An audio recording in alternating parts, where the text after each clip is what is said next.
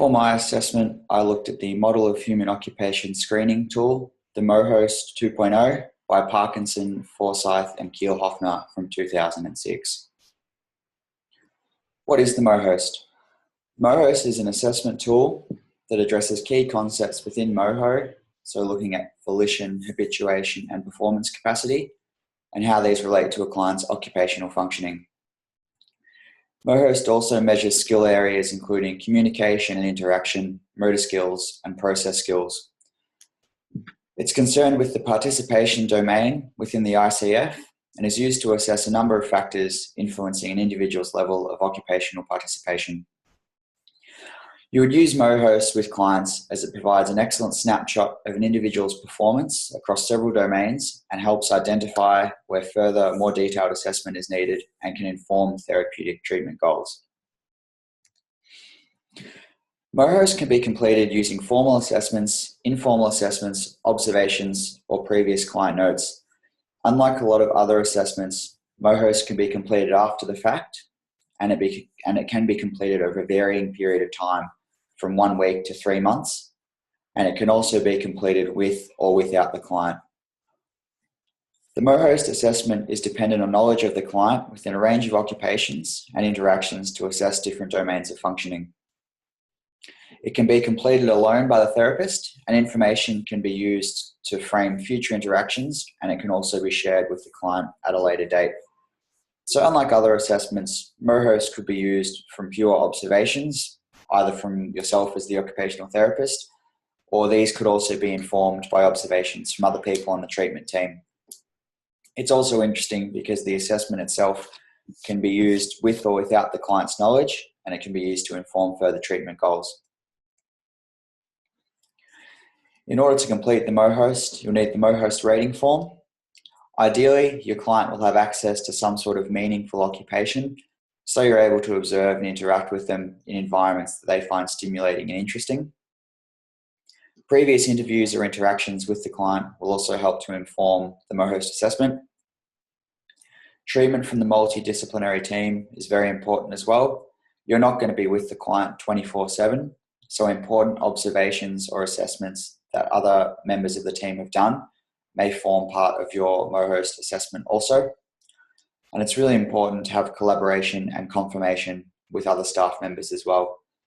If you have certain interactions with your client and you perceive them to be acting a certain way, it's always good to get input from the team and see if that sort of behaviour is consistent with the client. MOHOST looks at 6 different domains to give you an overall snapshot of functioning. So it looks at motivation for occupation, the client's volition, looks at pattern of occupation, habituation, and then performance capacity would be across communication, interaction skills, process skills, and motor skills. Environment is also a very important consideration when administering the MOHOST, as if clients are in bed all day or they're not in an environment that enables them to fully participate or use a range of skills, this will impact your ability to perform a robust MOHOST assessment on clients. Each domain of MOHOST is made up of 4 subscales. Here we have the 4 subscales for volition, or a person's motivation for occupation. So this is made up of appraisal of ability, expectation of success, interest, and choices. The scoring for the MOHOST is used on a FAIR scale. So F stands for facilitates occupational interaction. A is assists occupational interaction. I is inhibits occupational interaction, and R for restricts occupational interaction. So in order to score clients, you would look at this scale and choose the statement that best reflects the client.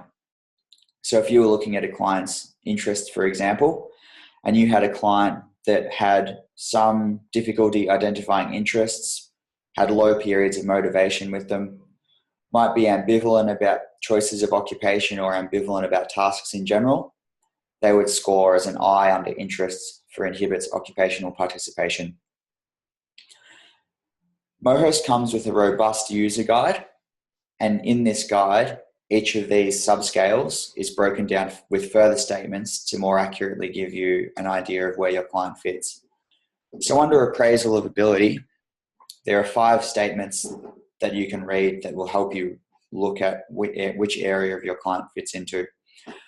So if you had a client that would be accurately assessing their own capacity, could recognize their own strengths and be aware of their limitations, and to delve deeper than that, if they understood their skills and could accept that their skills weren't perfect, they recognized the strengths and limitations of their own skills, or they could predict their own performance, then they would score in the highest bracket an F for facilitates occupational participation on the FAIR rating scale within appraisal of ability. In terms of scoring the MOHOST, each category is given an F, an A, an I, or an R, and this provides a visual representation for both yourself and other treating members of a client's overall level of functioning in that specific domain. MOHOST is really used as a benchmark to measure client progress, and it helps identify areas for improvement. MOHOST scores often improve over the course of treatment, as it's an assessment that's completed upon admission and then during discharge. There's no set clinically important difference for the MOHOST, as small changes for one client may be extremely significant depending on their initial presentation. For example, if you had a patient that came in and you were working in a mental health setting and they had really poor social skills and interaction skills, and you were able to design therapeutic interventions based around your initial assessment with the MOHOST, and upon discharge, that client was able to join in groups, express themselves, and accurately and confidently build relationships with other people, then that would be a really significant result from them compared to a client that might leave with good social skills and then leave with just slightly better social skills. In terms of documenting results, MOHOST assessment should be placed in client files and used to help inform other members of the treating team. Occupational performance issues identified within MOHOST should be summarised and put into case notes, and the visual representation also makes it easy for other staff to understand where a client's strengths and weaknesses are. Most of all with the MOHOST, as it's often used as a screening tool, it's really important that test results are turned into goals and that these are used to inform future interventions to work on those skill deficits. Why would you use the MOHOST? Again, MOHOST is a screening tool that is useful in both physical and mental health settings to gain an understanding of a person's occupational participation, as well as their motivations and habits, and how these can affect their recovery. MOHOST enables the therapists to formalise their knowledge of clients that can be built up either formally or informally over time. So if you've been working with a client but you weren't able to do an in-depth assessment, maybe because they weren't cognitively able to, or they didn't have an attention span to do so, then MOHOST is a really good way to formalise all of these observations and place them into a good quality assessment. MOHOST can also be used as a basis for discussion with the client and is a really good way to inform shared decision making, as it helps guide therapeutic goals, and it can also provide a summary for multidisciplinary treatment teams. MOHOST has a high interrelated reliability, with most therapists using the test in a consistent manner. Upwards of 90% in the study by Forsyth found that therapists were using the test consistently across a number of settings. It has very good content validity, meaning it can be used reliably by therapists in pediatrics or mental health or acute surgery, for example. It has good test and retest reliability, with clients being validly measured by occupational therapists during admission and discharge.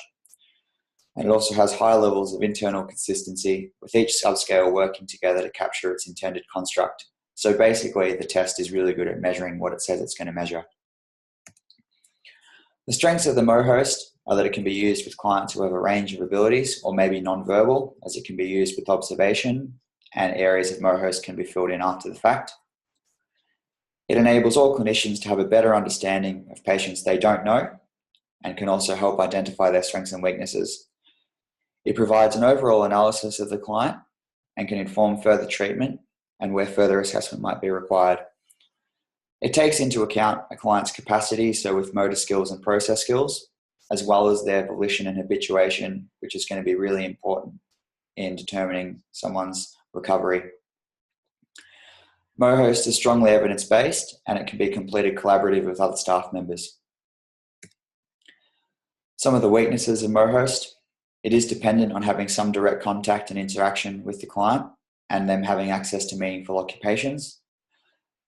It can be completed over a long period of time, from a week to 3 months, depending on the clinical setting. And it does rely on good therapist judgment and accurate note taking. And it can be time intensive to complete, especially when the tool is unfamiliar. In summary, MOHOST is relatively inexpensive at $40 per test. It's evidence-based and very reliable, and it's easy to administer with the user guide, and time to administer the test will improve as it's done more often. It provides an excellent overview of a client's occupational performance and takes into account their motivations as well as their beliefs. It's evidence-based and has an easy-to-follow user manual and can be used as a basis for shared decision-making with the client so they are actively involved in future treatment and recovery.